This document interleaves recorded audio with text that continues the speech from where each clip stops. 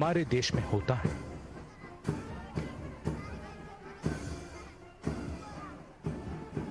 और अब कुछ ही क्षणों में प्रधानमंत्री नरेंद्र मोदी राष्ट्र को संबोधित करेंगे।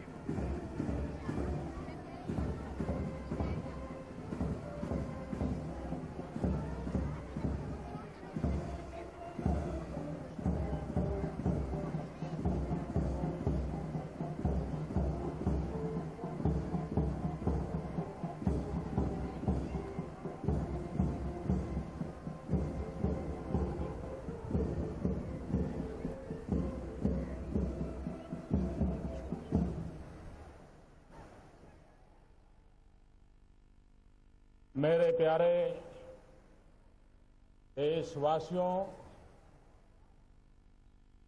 आज देश और दुनिया में फैले हुए सभी हिंदुस्तानी आजादी का पर्व मना रहे हैं। इस आजादी के पावन पर्व पर प्यारे देशवासियों को भारत के प्रधान सेवक की अनेक अनेक शुभकामनाएं।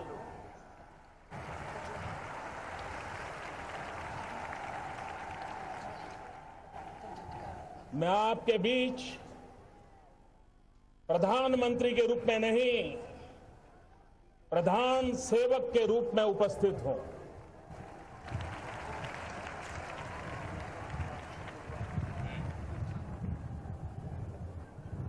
देश के आजादी का जंग कितने वर्षों तक लड़ा गया, कितनी पीढ़ियां खप गई, अनगिनत लोगों ने बलिदान दिए, जवानी खपा दी, जेल में जिंदगी गुजार दी। देश की आजादी के लिए मर मिटने वाले, समर्पित उन सभी आजादी के सिपाहियों को मैं शत शत वंदन करता हूं, नमन करता हूं।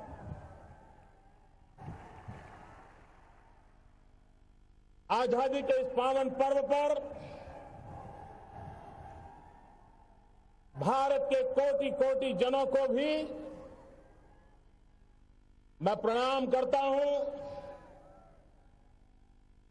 और आजादी के जंग के लिए जिन्होंने कुर्बानियां दी, उनका पुण्य स्मरण करते हुए हम आजादी के इस पावन पर्व पर मां भारती के कल्याण के लिए हमारे देश के गरीब, पीड़ित, दलित, शोषित समाज के पिछड़े हुए सभी लोगों के कल्याण का, उनके लिए कुछ न कुछ कर गुजरने का संकल्प करने का पर्व है। मेरे प्यारे देशवासियों,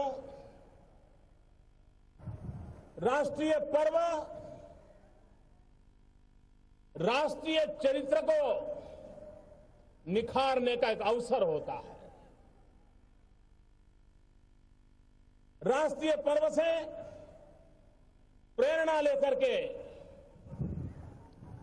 भारत के राष्ट्रीय चरित्र, जन जन का राष्ट्रीय चरित्र जितना अधिक निखरे, जितना अधिक राष्ट्र के लिए समर्पित हो, हर कार्यकलाप राष्ट्रहित की कसौटी पर कसे जाए, अगर उस प्रकार का जीवन जीने का हम संकल्प करते हैं तो आजादी का पर्व भारत को नई ऊंचाइयों पर ले जाने का एक प्रेरणा पर्व बन सकता है। मेरे प्यारे देशवासियों, यह देश राजनेताओं ने नहीं बनाया है, यह देश शासकों ने नहीं बनाया है, यह देश सरकारों ने भी नहीं बनाया है। यह देश हमारे किसानों ने बनाया, हमारे मजदूरों ने बनाया है, हमारी उन माताओं बहनों ने बनाया है, हमारे उन नौजवानों ने बनाया है, हमारे देश के ऋषियों मुनियों ने, आचार्यों ने, शिक्षकों ने, वैज्ञानिकों ने, समाज सेवकों ने पीढ़ी दर पीढ़ी कोटि कोटि जनों की तपस्या से आज ये राष्ट्र यहां पहुंचा है। देश के लिए जीवन भर साधना करने वाले ये सभी पीढ़ियां, सभी महानुभाव अभिनंदन के अधिकारी हैं। ये भारत के संविधान की शोभा है, भारत के संविधान का सामर्थ्य है। एक छोटे से नगर का गरीब परिवार का एक बालक आज लाल किले की प्राचीर से भारत के तिरंगे झंडे पर उसके सामने सर झुकाने के लिए उसने सौभाग्य प्राप्त किया। यह भारत के लोकतंत्र की ताकत है। यह भारत के संविधान के रचयिताओं ने दिया हुआ हमें अनमोल सौगात है। मैं भारत के संविधान के निर्माताओं को इस पर नमन करता हूं। भाइयों बहनों, आजादी के बाद देश आज जहां पहुंचा है उसमें इस देश के सभी प्रधानमंत्रियों का योगदान है, इस देश की सभी सरकारों का योगदान है, इस देश के सभी राज्यों की सरकारों का भी योगदान है। मैं वर्तमान भारत की उस ऊंचाई पर ले जाने का प्रयास करने वाली सभी पूर्व सरकारों को, सभी पूर्व प्रधानमंत्रियों को, उनके सभी कामों को जिसने कारण राष्ट्र का गौरव बढ़ा है, उन सब के प्रति इस पल आदर का भाव व्यक्त करना चाहता हूं। मैं आभार की अभिव्यक्ति करना चाहता हूं।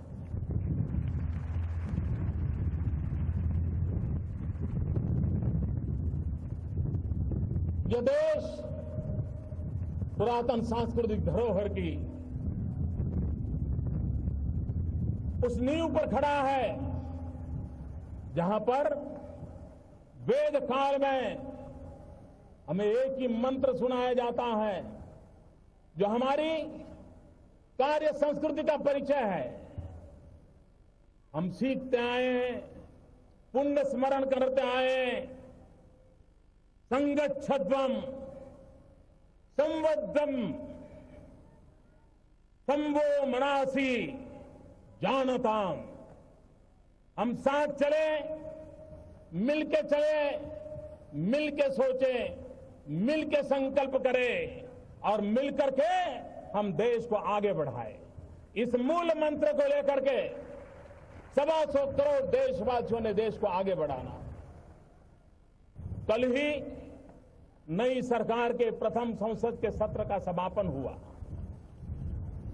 मैं आज गर्व से कहता हूं कि संसद का सत्र हमारी सोच की पहचान है, हमारे इरादों की अभिव्यक्ति है।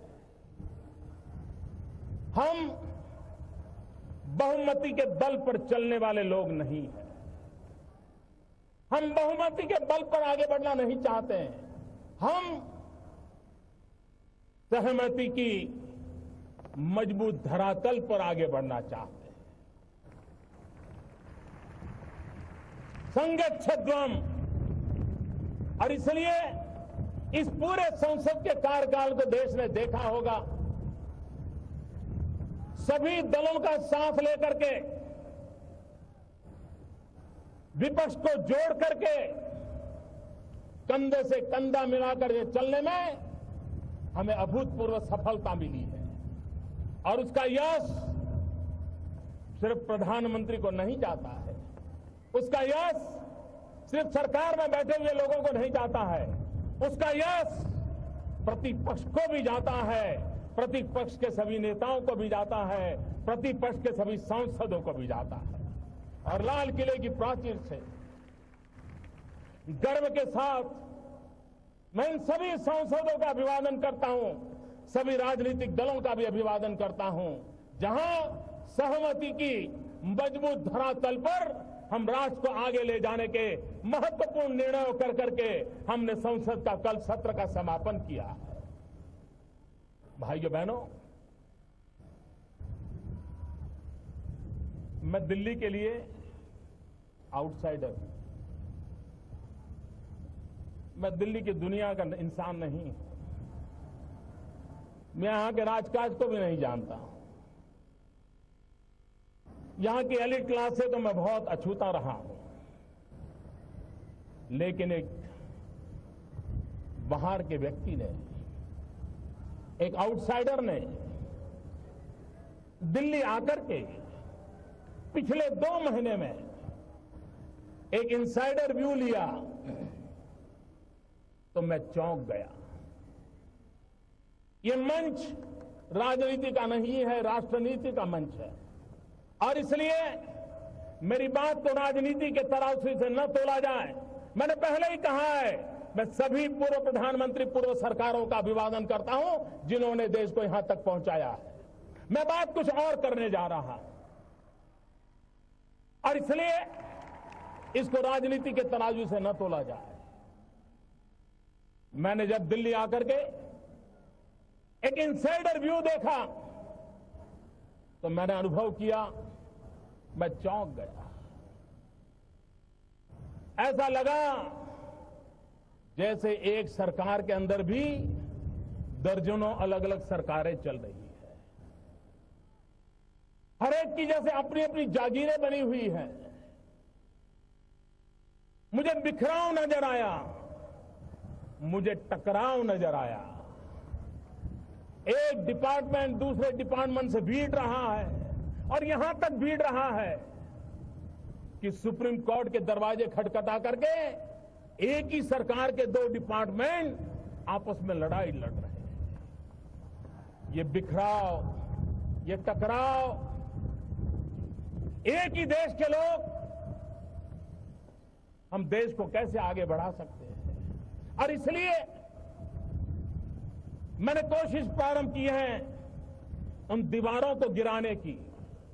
मैंने कोशिश प्रारंभ की है, सरकार एक असेंबल एंटिटी नहीं बट एक ऑर्गेनिक यूनिटी बने, ऑर्गेनिक एंटिटी बने। एक रस हो सरकार, एक लक्ष्य, एक मन, एक दिशा, एक गति, एक मति। इस मुकाम पर हम देश को चलाने का संकल्प करें, हम चल सकते हैं। आपने कुछ दिन पहले, इन दिनों अखबारों में चर्चा चलती है कि मोदी जी की सरकार आ गई, अफसर लोग समय पर सरकार ऑफिस जाते हैं, समय पर ऑफिस खुल जाती है, लोग पहुंच जाते हैं। मैं देख रहा था हिंदुस्तान के नेशनल न्यूज़पेपर कहे जाए, टीवी मीडिया कहा जाए,